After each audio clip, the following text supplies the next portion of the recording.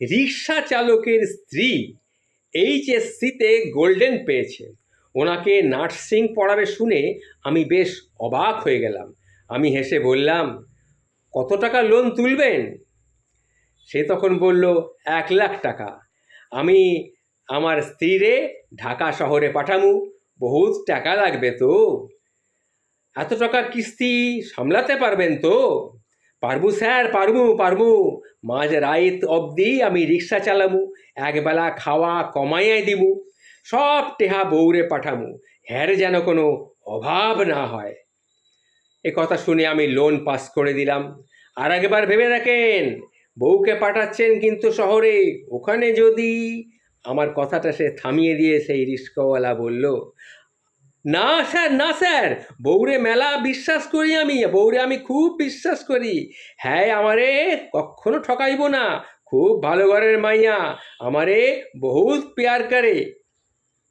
বুঝলাম, ঠিক আছে, তোমার লোনটা পাস করে দিলাম, পরশু এসে টাকাটা নিয়ে যাবে। এই কথা শুনে সেই রিক্সাওয়ালা চলে গেল। তারপরে তাকে দেখে মনে হলো খুব সুখী মানুষ। রিক্সা চালক হোক, বউকে নার্সিং পড়াবে, কি জানি পরিণতিটা কি হবে, কে জানে। সেই হাসিটাই ছিল ওনার মুখের, সেই রিক্সাওয়ালার মুখের শেষ হাসি। এরপর থেকে ওনাকে, মানে ওই রিক্সাওয়ালাটিকে আর কখনো আমি হাসতে দেখিনি। নীরব হৃদয়ে মুখ ভার করে প্রতি মাসে কিস্তির টাকা সে নিয়ে আসে, জমা দিয়ে যায়। একদিন আমি তাকে বললাম, আপনার স্ত্রীর পড়াশোনা কেমন চলছে? তখন সে, তার চোখে জল এসে গেল, চোখের জল মুছতে মুছতে বলল, স্যার, হ্যাঁ, আমারে আর মানতে চায় না, আমার কাছে আর থাকতে চায় না, হাত পা ধইরাও তারে আমি আটকাইয়া রাখিতে পারি নাই। আমি বাকরুদ্ধ হয়ে গেলাম।